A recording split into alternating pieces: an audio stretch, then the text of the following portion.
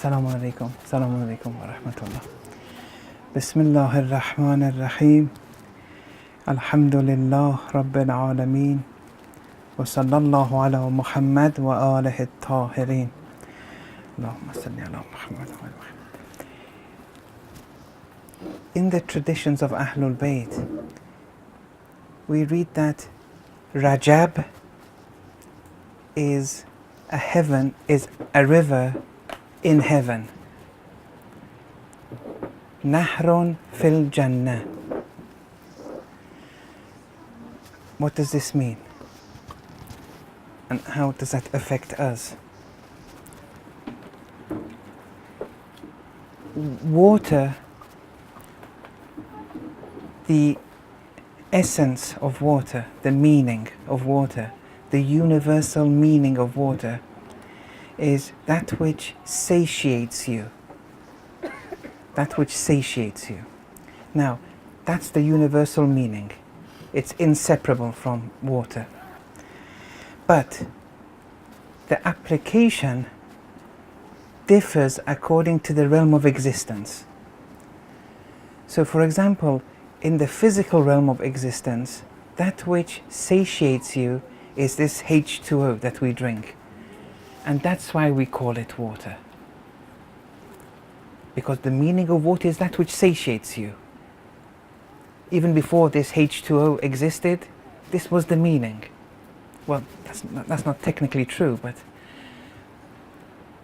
the reason why they call H2O water is because it satiates you. But that's in the physical realm.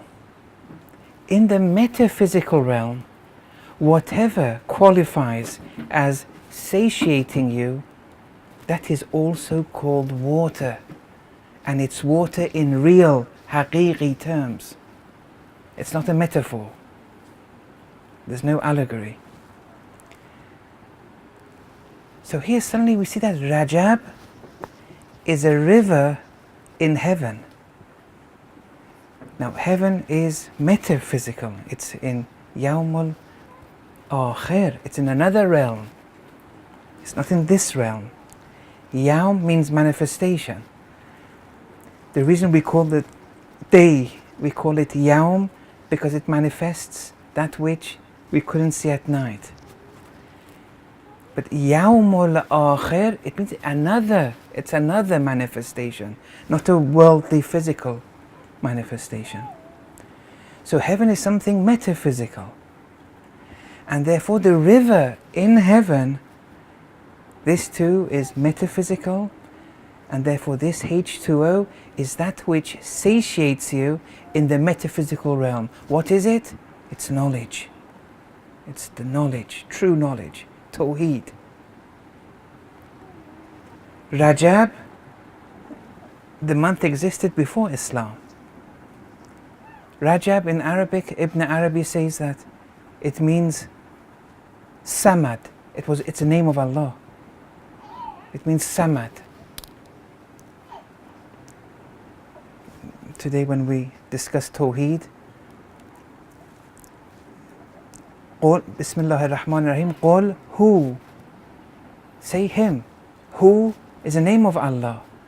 What the theologians call Allah, the Urafa call Him Hu. The philosophers call Him pure existence. Say Him, pure existence. Allah, it's an external name.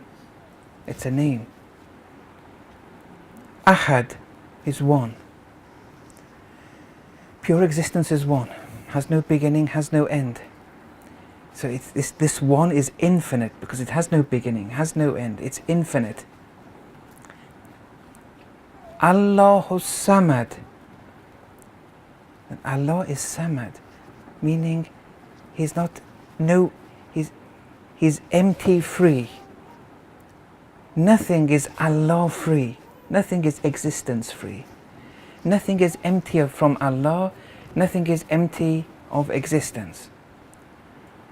Lam Yalid, He doesn't give birth.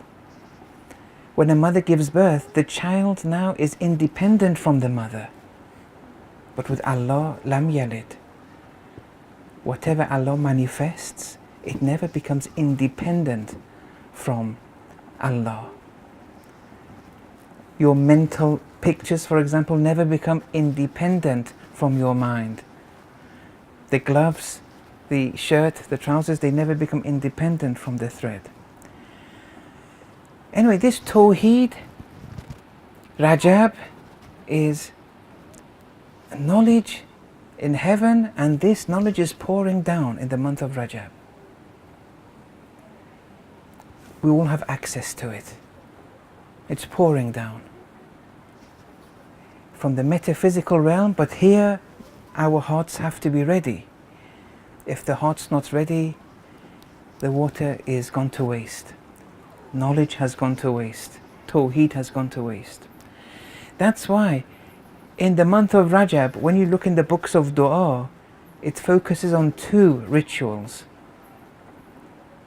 And one is Tawheed, reciting Suratul Ikhlas, Qul Huwa Allahu Ahad, either 100 times in the morning, 100 times at night, or 70 in the morning, 70 at night, 100 times throughout the whole month of Rajab, whenever you want, 100 times every day if possible, 1,000 times if you can during the whole month, and so on and so forth. They're full of these kind of traditions, but it's all on Suratul Ikhlas. Look, it's a river in heaven, it's pouring. Divine knowledge is pouring. Divine knowledge. And that's why Rajab is also called the month of Allah subhanahu wa ta'ala. And Tawheed is being poured down. Not that Tawheed is not being poured down in other months, but we believe that every moment of time is different to another. From moment to moment, every moment has its own identity and passport details. Some parts of the year are different to other parts of the year. Each has its own effect. So this is being poured down. Now let's see if we're a good recipient or not. The second ritual which we see in the month of Rajab is istighfar, saying astaghfirullah as much as you can, although they do assign numbers 100 times every day, or 100 times in the morning, 100 times at night, and so on and so forth. But seeking Allah's forgiveness.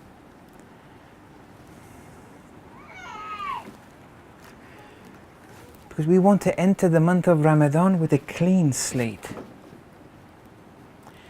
And repentance is very important. Sometimes you've sinned and you say, Allah forgive me, and the sin is forgiven. Or even if you didn't repent, for most sins you can be forgiven if you do good deeds, the hasanat. Or even crying for holy figures in Islam may relieve you of that sin and forgive you. For example, crying for Imam Hussein alayhi salam. You committed one sin and then you cried for Imam Hussein, and then that sin will be forgiven. And that's possible. Or verbally repenting for your sin to be forgiven, that's okay. But the effects of the sin won't be cleansed. That's a different story. Crying for Imam Hussein, no. This is something different now. The sin is one thing, but the effects of the sin is something else. And that's very difficult to be cleansed. That's very difficult to be cleansed. Allah is Ghaffar. He quantitatively forgives your sins. Allah is Ghafoor. Even the quality of sins, Allah will forgive. But Allah is also Afu. That Afu is cleansing from the effects of those sins. That requires much more. Just because your repentance is accepted, It doesn't mean you're freed from the effects of that sin. That's a different story. That's very difficult. In the month of Ramadan, we have traditions that say that Iblis and Iblisi forces in play, his hand is tied behind his back. Because Iblis, we'll speak more about this later. But Iblis, he's a manifestation of Allah's name, Al-Model, the misguider. Because Allah, Inna Allah yudhillu man yasha. Allah misguides those who want misguidance. That's a proper translation of the verse. If you say Allah misguides those that He wants, those that He wants to misguide, that's not a very accurate translation. It can be explained or interpreted or justified, but the translation, according to Arabic, the rules of Arabic syntax, it's problematic. But I won't tire you with the reasoning.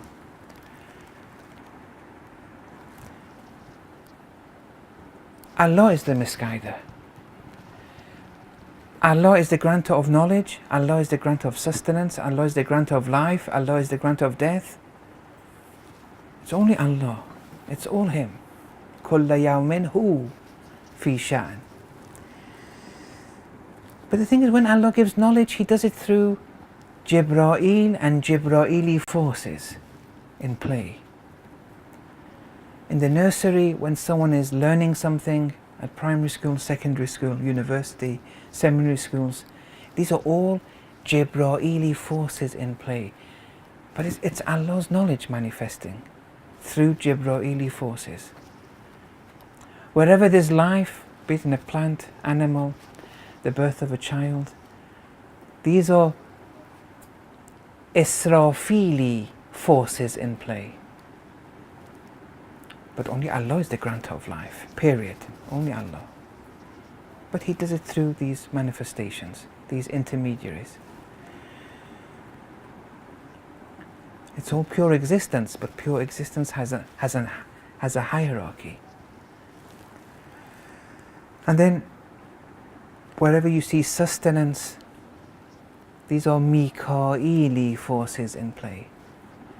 Wherever you see death, be it someone dying, be it the beard whitening, these are Israeli forces in play, and Israel is talking with you when your beard is whitening, for example. Wherever there's misguidance, these are Iblisi. He had a name before because he used to be in heaven. Iblis. He was jinn, but he had such a high degree that it took him to the heavens, and he had a very high station there. And there, his name was Israel, or yes, Isra. Yes, I can't with Israel with the ain at the end. I can't remember exactly, but there was a name he had. It was an angelic name. And after his sin, although we'll speak about this later, because to understand Iblis, it's important to understand Islamic leadership. You have to understand what Iblis means. So I want to explain that another time, inshallah, maybe tomorrow or the day after. Iblis, he manifests Allah's misguidance, but Allah misguides those who want misguidance. So you did something wrong, then satanic temptation came your way, but you did something wrong. Not that you did nothing wrong and all these satanic temptations in your mind, go on, sin, these came. No. You did something wrong, then you get these satanic temptations in your mind. It's cause and effect. It's cause and effect. What is it that you did wrong, which in proportion to what you did, you get these satanic temptations? The answer is ghaflat, forgetting Allah. To the degree you forget Allah in a 24-hour period, in proportion to that degree, you will have satanic temptations. This is an equation, cause and effect. Not that you did nothing wrong, but you keep on, yes. So, Iblis is an agent of Allah subhanahu wa ta'ala. And actually he's ma'soom in this agency that he's been assigned by Allah, with Allah's permission.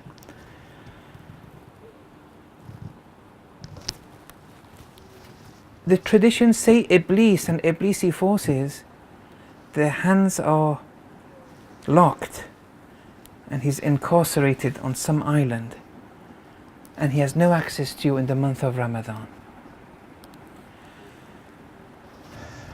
Why? What does this mean? It means in the month of Ramadan, even if you forget Allah, you will have no satanic temptations. This is one of the blessings of the month of Ramadan. Whereas before, the rule was, in proportion to how much you forget Allah in any given 24-hour period, satanic temptations come your way. In the month of Ramadan, even if you forget Allah, satanic temptations won't come your way unless you sin, a Sharia sin. That's the exception. Then everything breaks loose. But if we don't sin, he won't come. We'll have no satanic temptations. Question: why do we therefore still have all these temptations in the month of Ramadan? Because we didn't repent. We didn't enter with a clean slate. Sinning is one thing, erasing the effects is another. That's something else. There's no simple guarantee. There's no abracadabra here. You have to take this very seriously. So in the month of Rajab, and you know the month of Rajab, the first of Rajab is when Noah's Ark, Nabi Noah, it landed on Mount Judy on the first of Rajab. It's the beginning of new life. It's the beginning of, yes, new. In that case, it was surviving materialistically because only 80 people were on the ark, and then now they have to start again. Also, the beginning of spiritual life. But on the first of Rajab, it's commonly attributed to this event. And since it's the beginning of life, be it materialistic or spiritual, in the books of du'as, we see, in the books of du'as, when they go through the months, the du'as of each month, they start with the month of Rajab. They start with that. Maybe that's one reason, the start of, spiritual life. Also in preparation for the month of Ramadan. But Rajab, these two rituals we see, it's very important. There are many other du'as and everything, but it's based on Tawheed and Istighfar. Now this knowledge of Allah, divine knowledge, Tawheed, is pouring down. Pouring down through what? Rivers have branches, what we call tributaries. These branches, tributaries through which rivers flow. Branches in Arabic is shu'bah. Shu'bah. Oh, now we enter the month of Sha'ban. It comes from shu'bah. It's the month of tributaries. Tributaries of that river. The Ahlul Bayt. The maximum manifestations of Allah's attributes. You have to get it from Ahlul Bayt, this knowledge. They are the tributaries. There's a hierarchy to pure existence. It's all cause and effect. You want to see Allah's patience, you have to see Amirul Mu'mineen. You want to see His forgiveness, see Amirul Mu'mineen. You want to see His revenge, see Amirul Mu'mineen. And so on and so forth. The month of Sha'ban, month of Rajab. Yeah. Anyway, the Sha'ban is the month of the tributaries. This goes through the Ahlul Bayt. That's why it's called the month of the Holy Messenger. That's why it's called the month of Ahlul Bayt. And that's why salawat is recommended. When you go through the books of du'as, in this month of Sha'ban, there are many du'as, but the ritual of reciting a lot of salawat, it's recommended. 1,000 every day, 100 every day. Allahumma salli ala Muhammad wa ali Muhammad. Salawat. Allahumma salli ala Muhammad wa ali Muhammad. And in this salawat, there's tawheed, there's nubuwwah, there's ma'ad, there's adala, and there's imama. There's tawheed because you say Allahumma, O Allah. There's nubuwwah, you say ala Muhammad sallallahu alayhi wa sallam. There's imamat wa ali Muhammad.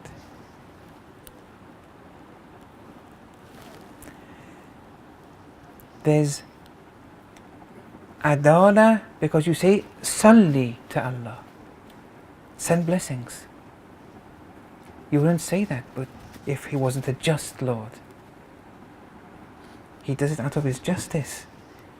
He sends blessings, although he sends blessings to everyone. But since these are maximal manifestations of Allah's attributes, yes, we're going through these individuals. And ma'ad, because this saleh, send blessings, when? Now? When they're living? Or when they're passed away? Are they no longer manifestations of Allah's attributes? Of course they are. So even in the metaphysical realm, even after they die, salli ala Muhammad wa ali Muhammad, because they are manifesting moment to moment. When they were here, when they were in the other realm, they're still manifesting.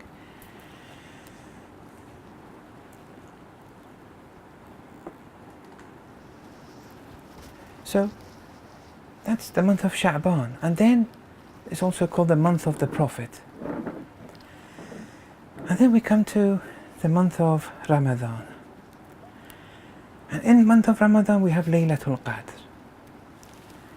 And whereas Laylatul Qadr was the Quran being revealed to the Holy Messenger, we can also receive a form of divine revelation. That Tawheed, that river in Jannah which is pouring through the tributaries, we can be a recipient of revelation, divine revelation. We all have that capacity. We can all be a recipient of angels, get a message from them, benefit from them. Everyone to their own capacity and degree. Many of you may have even seen angels, but you didn't know it was angels, for example. But that is something which is open to everyone, and everyone can benefit on a par with their own capacity. And that's why the month of Ramadan is also called the month of the Ummah, month of the people. How much everyone to their own share of that heavenly river of Rajab. When you go through the rituals of Laylatul Qadr, you see chapters 29 and 30 of the Holy Quran are very recommended. During the month of Ramadan in general, but especially in the nights of Qadr. Chapter 29 is Suratul Ankabut. Chapter 30 is Suratul Rum. The question is why? Why is it important? Which verses are emphasized here? Which are related to gaining true knowledge from the heavenly river of Rajab and benefiting and acquiring true life, spiritual life, and exiting a state of just being dead, like a corpse. Which verses are there? In chapter 29, verse 64, وَمَا هَذِهِ الْحَيَاةِ وَمَا هَذِهِ الْحَيَاةُ الدُّنْيَا إِلَّا لَهْوٌ وَلَعِبٌ. This is in chapter 29, Surah Al-Ankabut.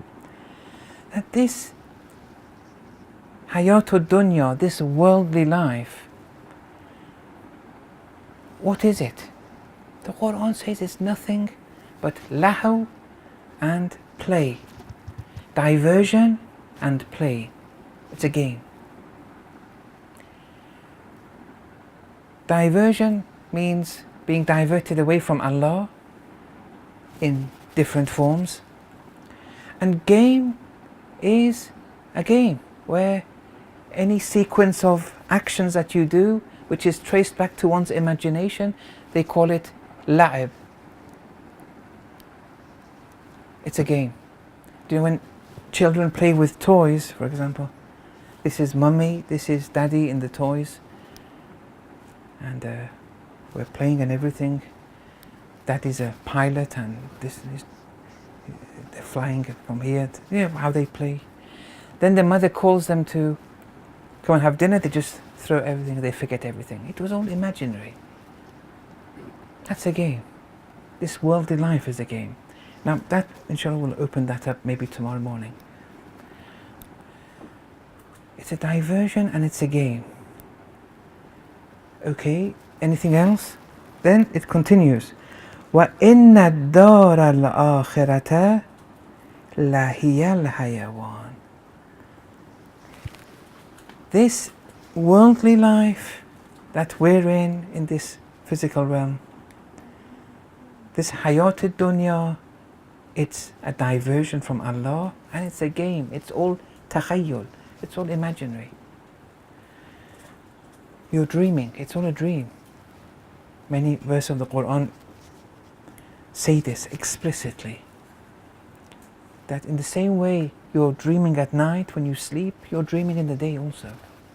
That's Hayatul Dunya.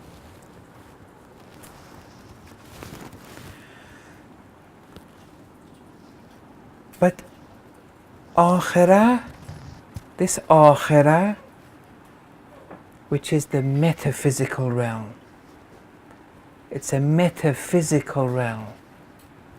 La hiyal hayawan.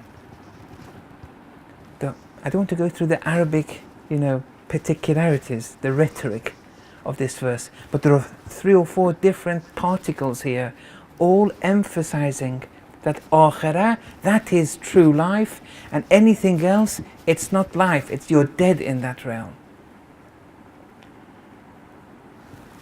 Lahiyal hayawan law kanu ya'lamun. If only they knew, but they don't know.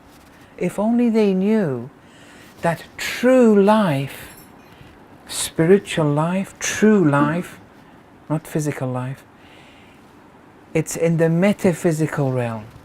And we are also metaphysical creatures. We have a physical dimension, but we have a metaphysical dimension too. That is true life. But Hayatul Dunya, it's nothing to do with true life. It's dead. If you're drowned in it, you are dead. What does it mean to be dead? It means lahu and la'ib, when you're diverted from Allah and when you're in a game. But we still haven't opened these 2 up yet. All we know is, if you're only confining yourself to the worldly life, you're dead. Right now you're dead. Even though that you're physically alive, spiritually you're dead.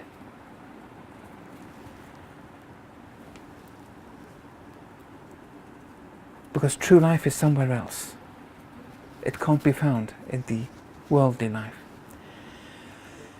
Okay, can you explain what this death means, being dead, whilst living physically in this world? It means only lah and la'ib.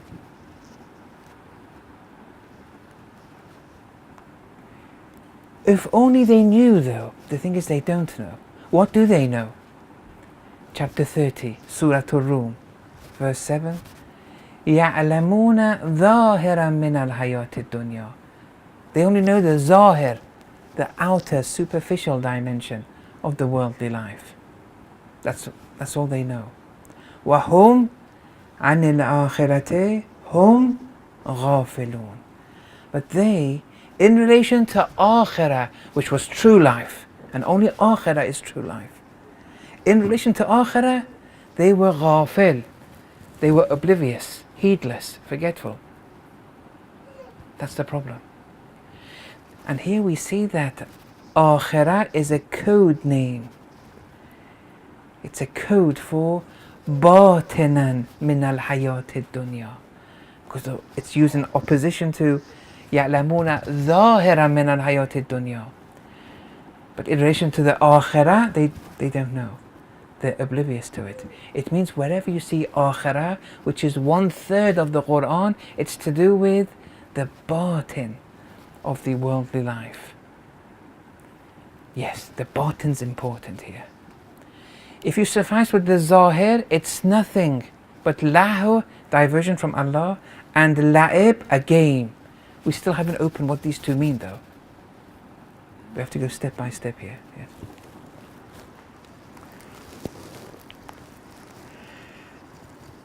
So the question is, why are we dead?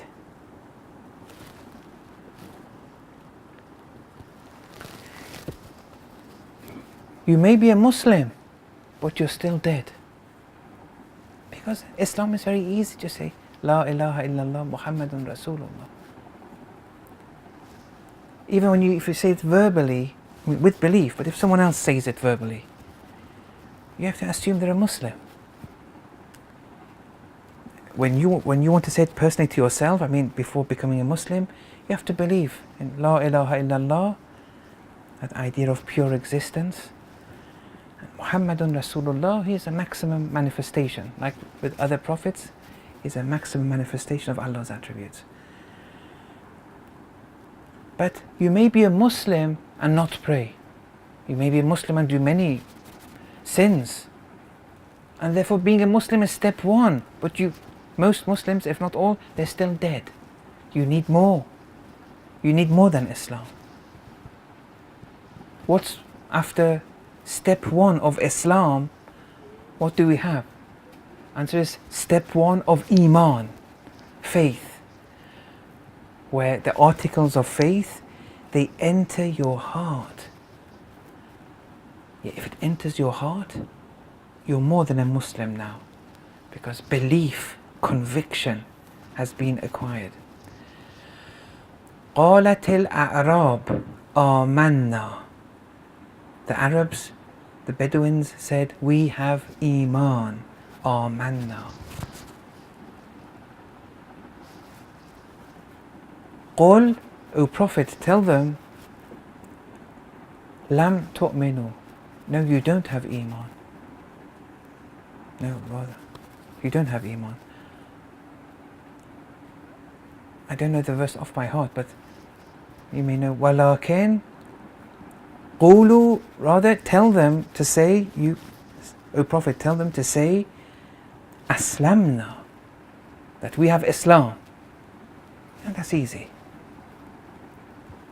But don't say we have Iman, because for that, not even step one of Iman, because for that, وَلَمَّا يَدْخُلِ الْإِيمَانِ فِي قُلُوبِكُمْ. Iman hasn't entered your hearts yet. So you say Aslamna, we have Islam, we're Muslim. But don't say Amanna. When the Bedouins said Amanna, if Allah was quiet and didn't say anything, what should we assume? Because Allah is the narrator here. We assume that Allah's given the green light. Look, it's in the Quran. If someone says, I have Iman, and they're not lying, and Allah doesn't reject their Iman, we have to accept it. Because that would be unwise of Allah, na'udhu billah, to narrate someone saying, I have Iman, and Allah not correcting it for us, and now we have the book. So how are we going to know they were lying? You see? They didn't have Iman because the Tawheed didn't enter their hearts yet. they said La ilaha illallah, but they were scared from other than Allah too. You may be a very high scholar, a very high scholar. You may be a religious authority. You may even be a manager. It's possible. But you may be scared of other than Allah. Is it possible or not? It's possible. Imam Khomeini rahmatullah alayh, when he was exiled to Najaf, there was a majlis. The Ba'athis, the Iraqi Ba'athis, who everyone was scared of, entered the majlis. Many of the scholars who became marjas later there, they all stood up for the Ba'athi soldiers. Imam Khomeini remains sitting down. Who are they? I'm not scared of anyone but Allah. What does it mean? Standing up for these criminals. He wouldn't stand up. And he was living in Iraq. They could have easily taken him away. He wasn't scared of death. He wasn't scared. One of his doctors then narrated on Iranian television when there was a time where they would always connect him with a heart machine to monitor his heart. They were very scared that he may have a heart attack or different things, so they would observe him very regularly. And once, when they were bombing Tehran, the windows of the residence where Imam was residing cracked. It had reached. The bombs didn't hit the house, but it was nearby. The doctor narrated this, that when we looked on his heart ECG, it didn't change a bit at that moment. Yes, he's not scared of anything. La ilaha illallah has entered his heart. Actually, Imam Khomeini gives an example of the person who does the ghusl of the corpse. He gives this example. We all know that the person is dead, but we're scared to sleep in the same room as a corpse. We all academically know that corpse is dead, but we won't sleep. But that person who is the ghuslator, who does the ghusl, he has iman that that corpse is really dead. He has conviction, so he will sleep even with the corpse in the room. He's not scared at all. Tawheed has to be incorporated in you. Then that's level 1 of iman. That's level 1.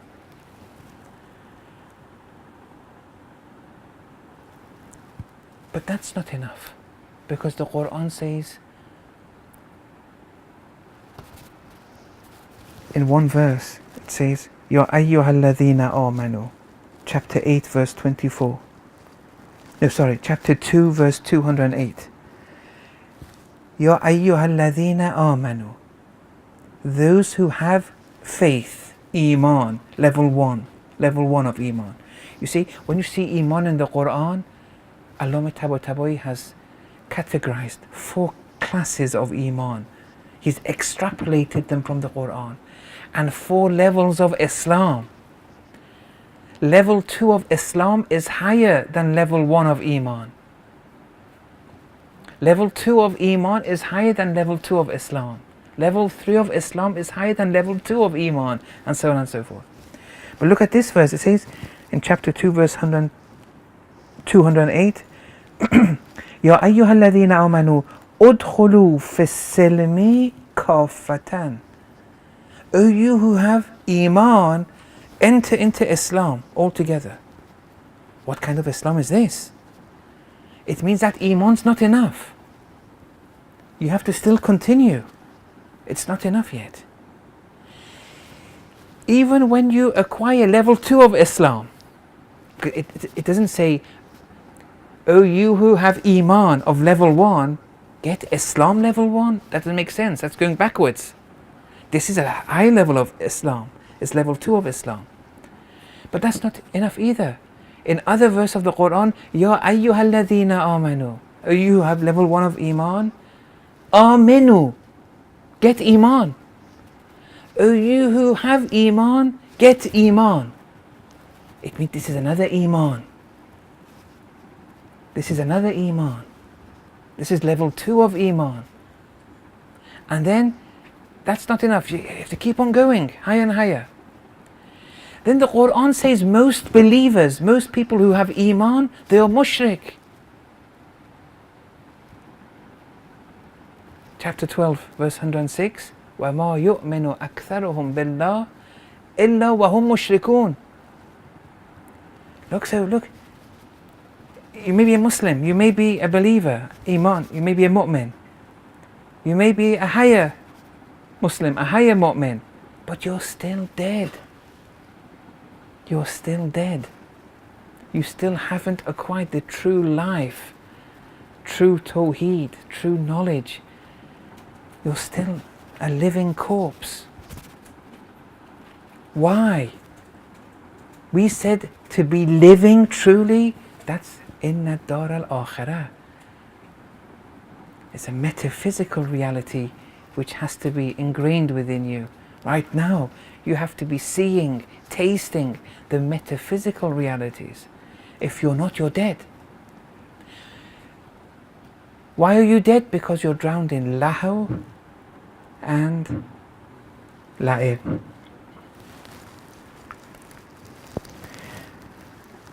In chapter 8, verse 24, يا أيها الذين آمنوا استجيبوا لله وللرسول إذا دعاكم لما يحييكم.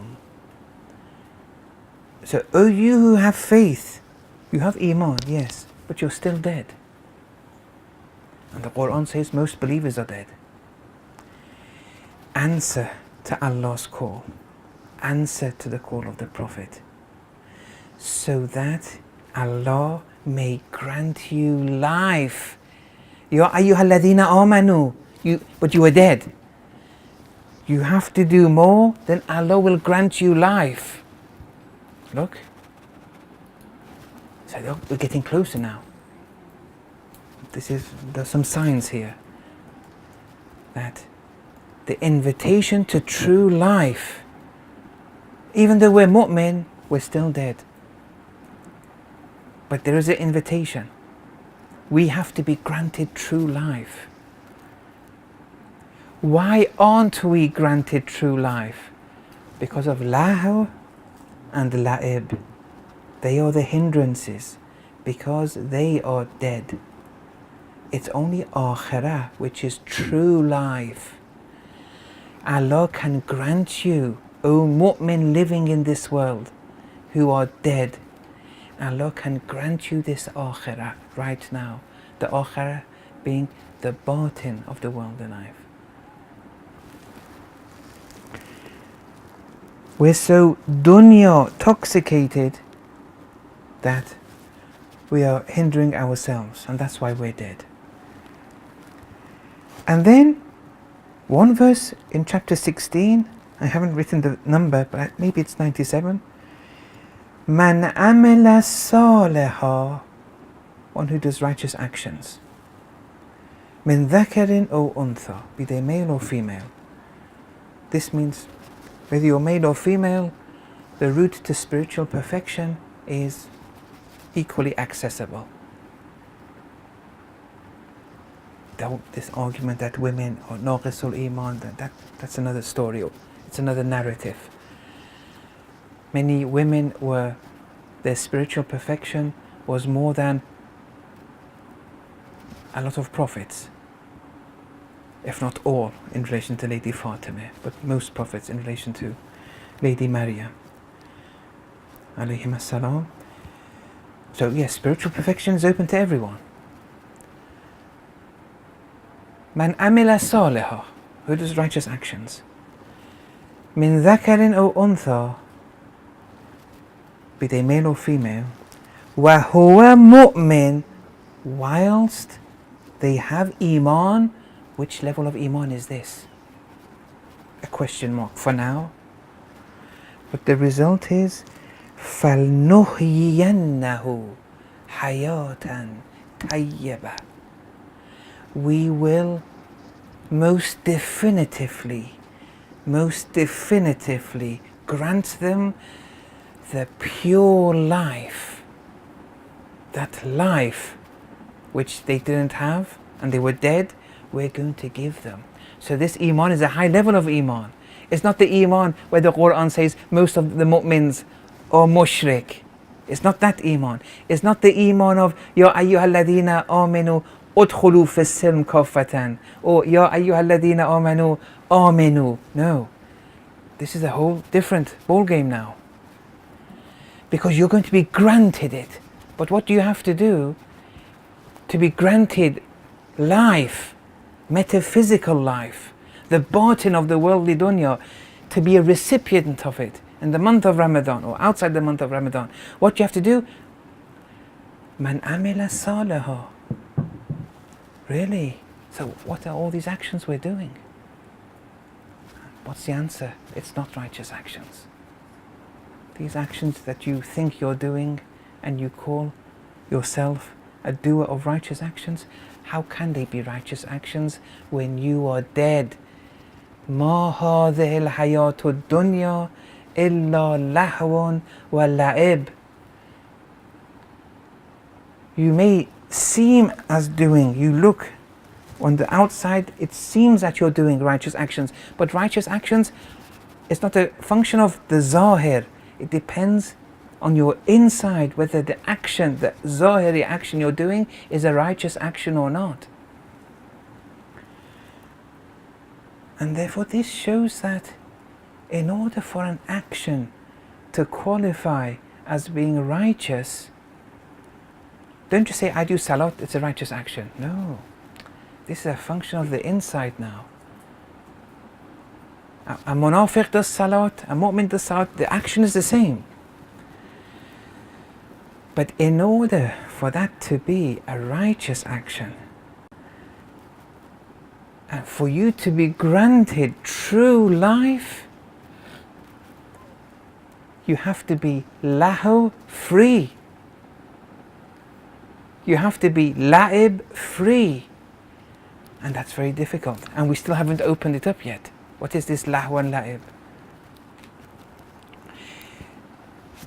Now we enter the discussion of what it means that most believers are dead. The verse explicitly says it. Most believers are mushrik. Mushrik in the concealed sense. That they're using Allah as a means to something. For example, if someone sins, they are mushrik in the concealed sense. They're using Allah and all His blessings to go against Allah or to sin. But sometimes someone doesn't sin. They do good deeds. But in those good deeds, they're using Allah as a means. For example, they give charity, but they give charity because they want someone to feel better, their illness to go. They don't do it for Allah's sake alone. For example, a man says to his wife, I like you because of the cuisine you give me at night. Sometimes he says, I like you irrespective of whether you give me cuisine or not. In the first one, the woman is used as a means here, a means to cuisine. In the second one, the woman is the objective. It's the goal, the ends. You have to do things for Allah's sake. But if you give charity so that this child gets better, it's good, it's a good deed, but you're still a mushrik, you're still dead. Don't worry, you'll go to heaven. But heaven has degrees. You go to as one Ustad said in Rome, it's going to be a heavenly stable. The animalistic pleasures you were looking for, you'll get it. But to be with Amir al-Mu'mineen, the Holy Prophet, these things. Concealed shirk is very difficult. There's one tradition where the Holy Messenger says, Ash-shirk fi hadhihi al-ummah, this shirk He's referring to concealed shirk. That will be evident as we go through.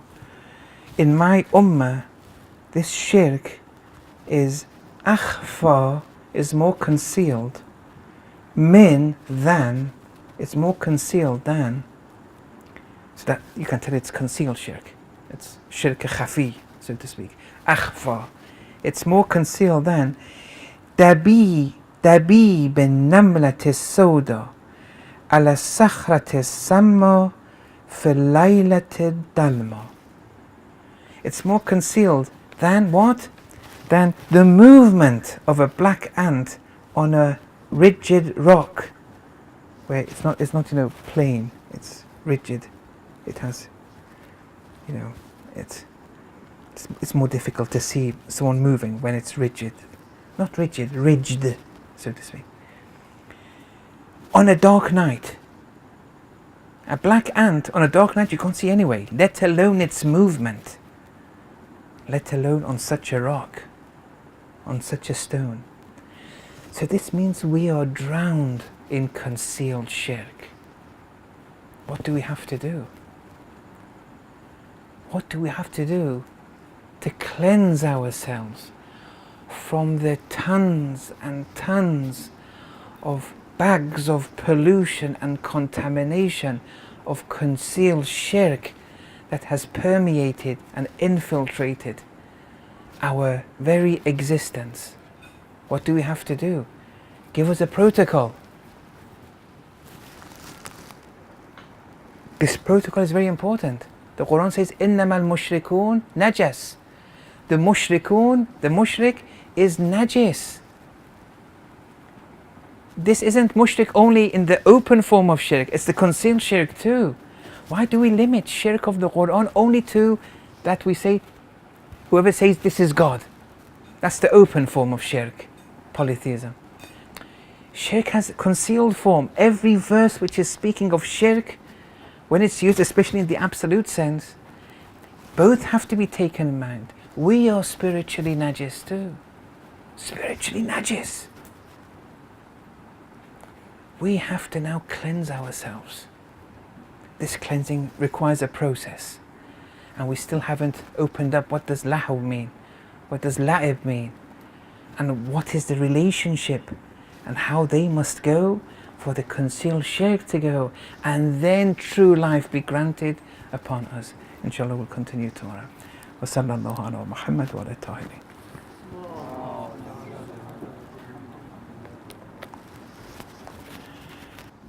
I assume from what you said that we will open up this concept a little bit more about lahu wal lahab. Yes. Lahab wal lahu, is it? La'ib. Lahab wal la'ib. But I the question came to my mind then, why put us through this? Why would Allah put us through this process? Yes, don't get me wrong. Even if you're dead, you'll be given your heaven. Don't worry about level 1 of heaven. But if you want higher degrees of heaven, yes, that's difficult. Otherwise, Imam Sajjad alayhi salam says, I'm surprised how anyone cannot go to heaven. I'm surprised. Yes. I'm not saying everyone will go to heaven. Some people will go to hell and stay there. And they're more comfortable there. Yes. And but for the higher levels, we're talking about the higher. Even the Quran is saying that most believers are mushrik. That doesn't mean most believers will go to hell. They're all going to heaven. Yes. But in every month, 2 or 3 days, going in total isolation. Or once a year, coming to a place like this, but alone with the family or whatever. Away from everyone. For 30, 40 days, something like that, is very beneficial. But you can't do that in a group. Because when it's a group, you're going to socialize. You're going to have, these tourist attractions, and people are diverted to other things as well, and they'll divert you. It's something that you have to do alone. If you're single, it's better. If you're married, and you can do it with a husband, it's of benefits. If not, anyway, even if you can do it alone, it has benefits. This is definite. But as a way of life, as a constant, always being in isolation, leading a monastic life. In the Quran, it refers to some Christians who did that. And Allah had given the green light, but they still transgressed the limits. So if we see it in certain civilizations where they live a monastic life, there is a degree of perfection in that. But Islam says, I want to offer you something which is more perfect. And that is not to choose this as a lifestyle, but 2 or 3 days every month is very good. And the Prophet used to do that. Once a year for a 30-40 day period, it's very good. But on a day-to-day level, you have to be with the people. And whilst with the people, you have to try and preserve yourself. But being with the people doesn't mean laughing and socializing and playing around with them. Occupying yourself with futile, void, dunya talk. This is poison. I'm not saying do that. But you have a job. When I say live with the people, you have a job. You get married. These certain responsibilities, you don't escape from them. Why? Because if you live a monastic life, we said this before, that our aim is to be Khalifatullah. That means we want to succeed Allah. Allah created us in His image, meaning that we manifest and have the potential to manifest Allah's attributes. If you lead a monastic life, how are you going to manifest Allah's patience, Allah's forgiveness? You have to be with people to manifest patience. So Islam says monasticism partially can be framed in a particular manner, 2 or 3 days a month. But as a lifestyle, no, you have to get a job, you have to marry, you have to have children. All these things are, we'll speak more about this later, but even having children, marrying, it's not the child, it's not the spouse which is important here. It's getting closer to Allah. These are just means.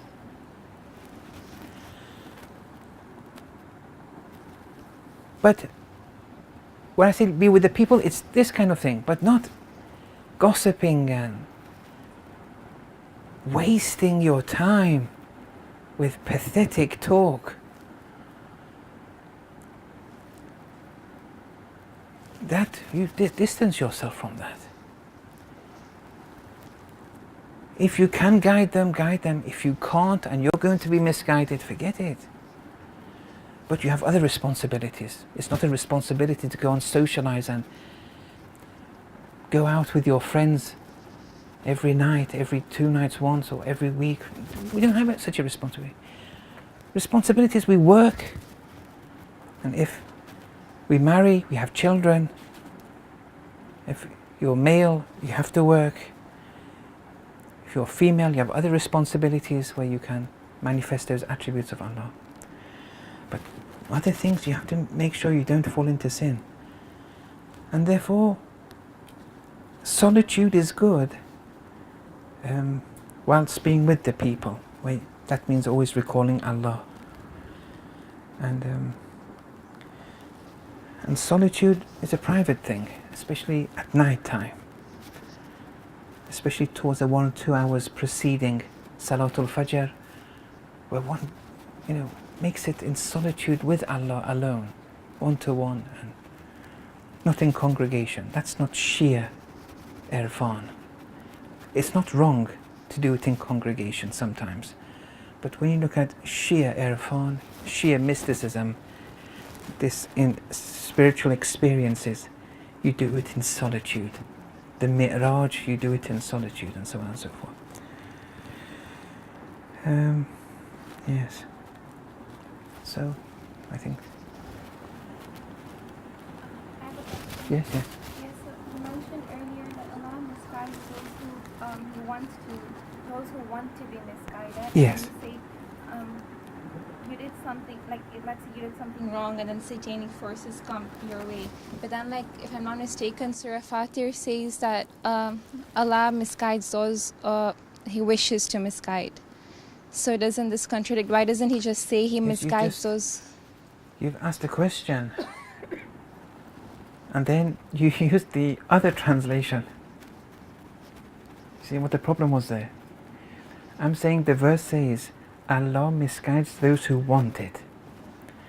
That's the translation. And in Surah 40 it's this. Your question is saying, why you're telling me, why are you saying Allah misguides those who want it when Allah is saying Allah misguides those that He want to? You see what the problem is there? Do you understand? What? No. I'm saying that translation is wrong. Allah misguides those who want misguidance. Inna Allaha yudhillu man yasha. This yasha has a pronoun in it.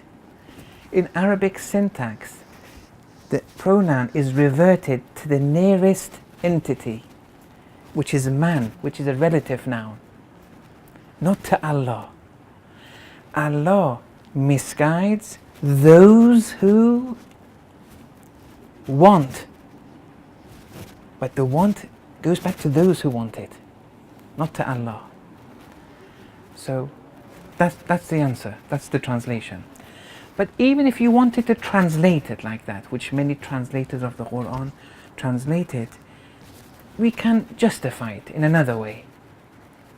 But I'm not sure if you're interested to know that other way. But it can be justified or interpreted, yes.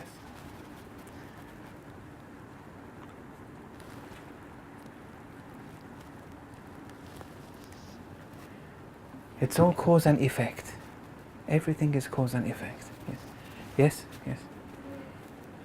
Regarding the ayah you mentioned, but hayatun tayyiba, I have heard a hadith of when someone asked Imam Ali, what is the meaning? What does this verse mean? What does that hayatun tayyiba mean?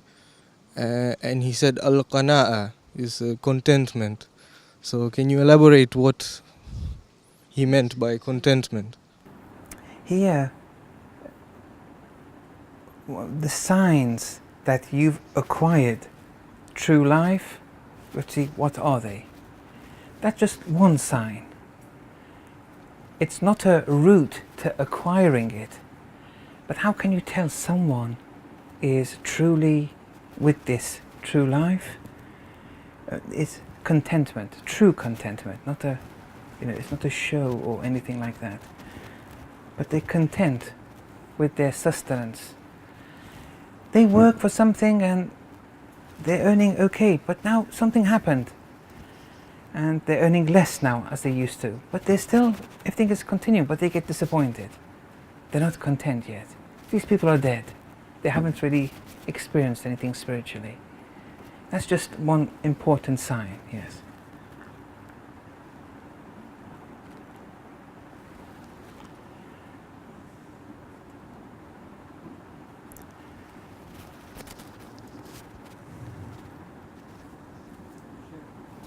Yes? I have a question regarding the thing you said earlier about being dead, your iman being dead, and because you said that your good deeds, like when you do your sadaqah and everything, it's in order to get something back from Allah, right? It's in order to get something in return from Allah. I didn't say. I didn't use that term. Of course you didn't. I'm rephrasing that. So, yes. So what's the question? Yeah, I'm getting to it. So what you said was that do not use God as a means to get as a things. means. Yes. Just something else. Yes, yes. As a means yes, to get yes, things. Yes. And instead just give sadaqah in the name of Allah at times. Do it for Allah's sake. Yes, yes, for Allah's yes. sake. In order to get to a higher level in Jannah. No. No, Jannah doesn't matter anymore.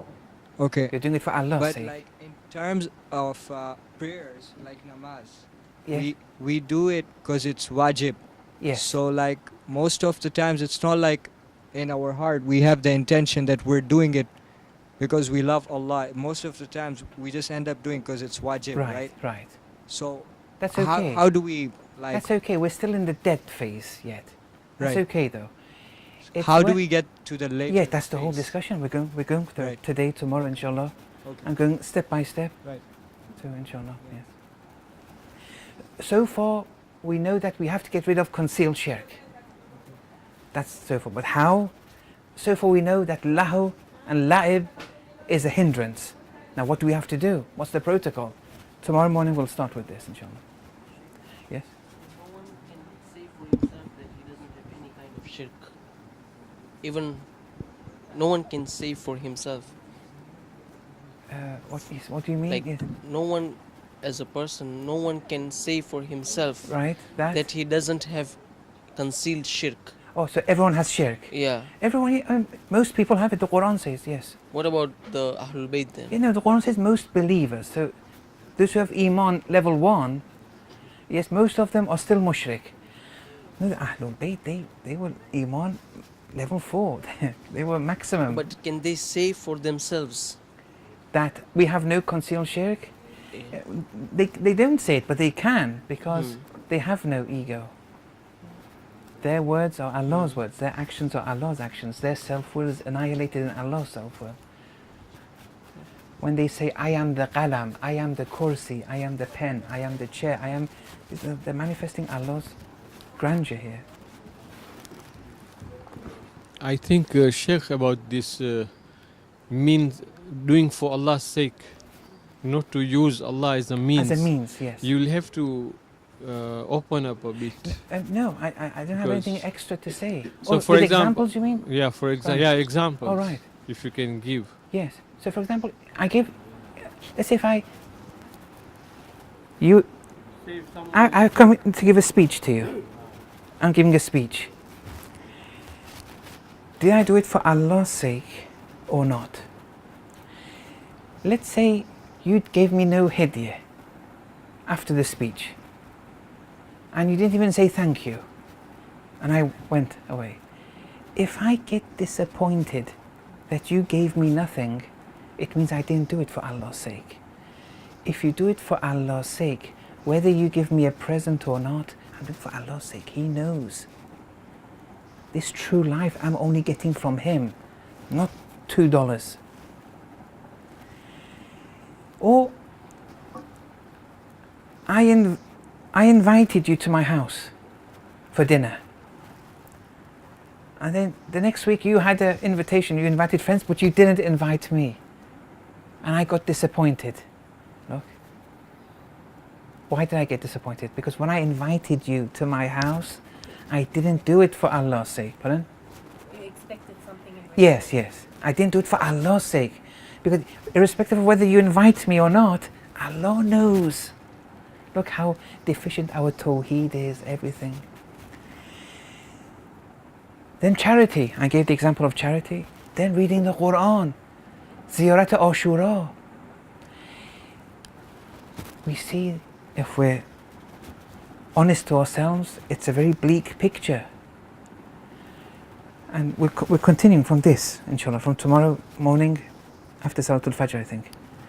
We'll continue with this. And then we'll give a protocol.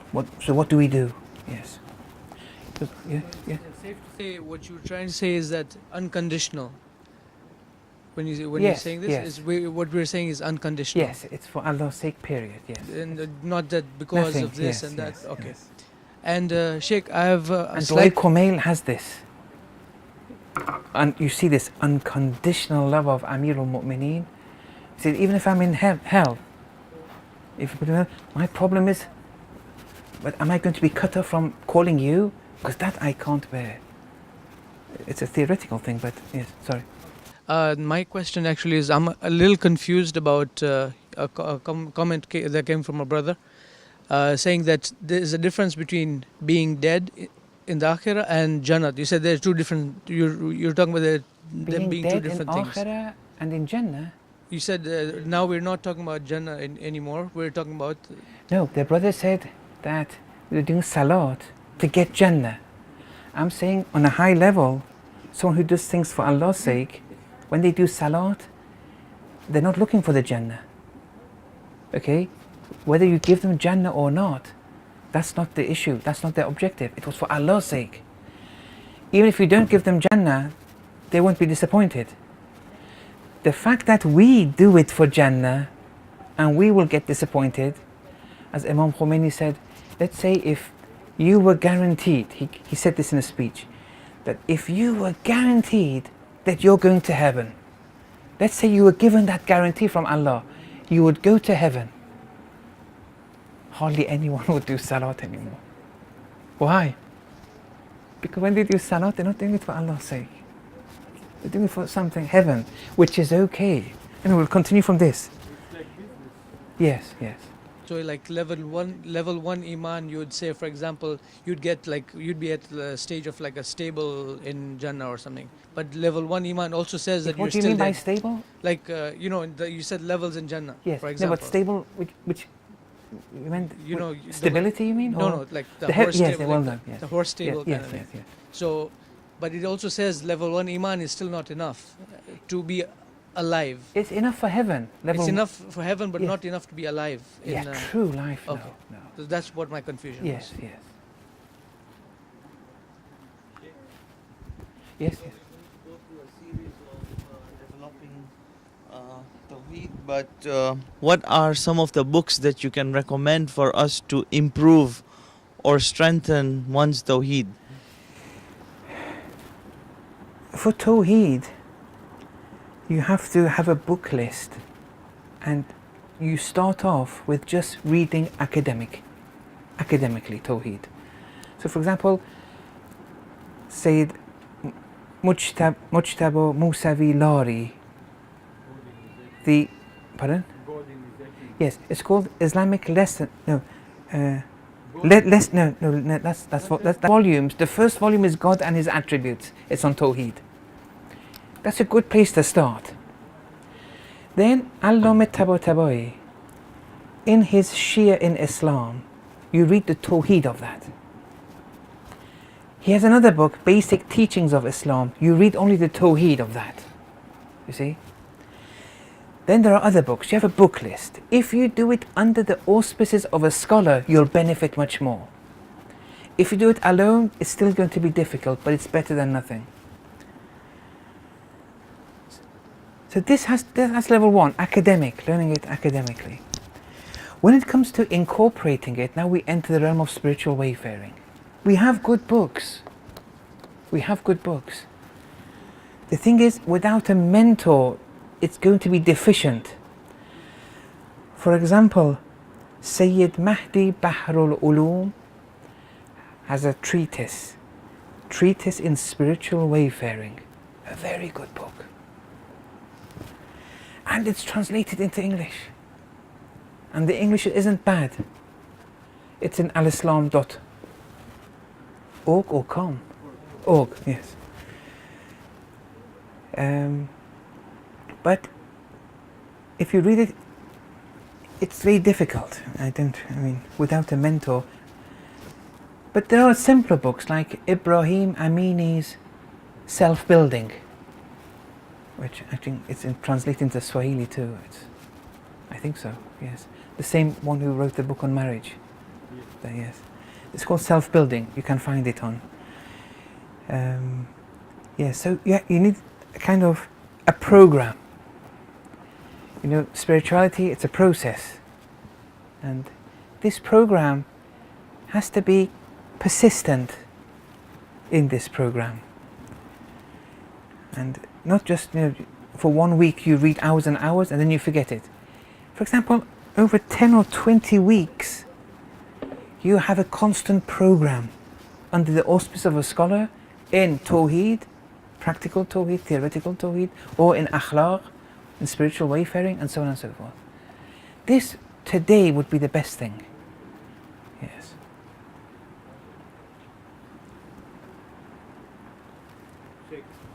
Yes, Assalamu alaikum. Regards to brother's, I don't know if it's an analogy or what exactly it was. He said that you have reached, if I'm not making a mistake, you've reached a stable place in Jannah. No, actually that's why I was asking, what do you mean by stable? He didn't mean a stable place. He meant the animal stable. That's what he meant. Do you know? Yes. Do you know animals, the animalistic pleasures? People in this dunya, they may be believers, but all they want in the hereafter are the animalistic. They wanted it here, but they didn't because of Islam. They control themselves or whatever. But that's what they want, and they'll be given that, and that's okay. That's level 1 of heaven. We can't all, and that's good. It's not a bad thing. But heaven has degrees, though. I mean, sometimes you may be sitting with Amir al-Mu'mineen.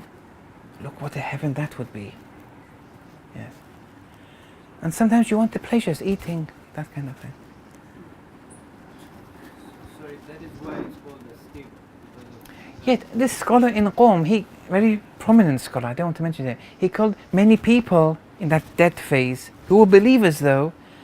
They'll get their heaven. He said, don't worry, you'll get your heaven. They'll take you to your animal stable. Yes.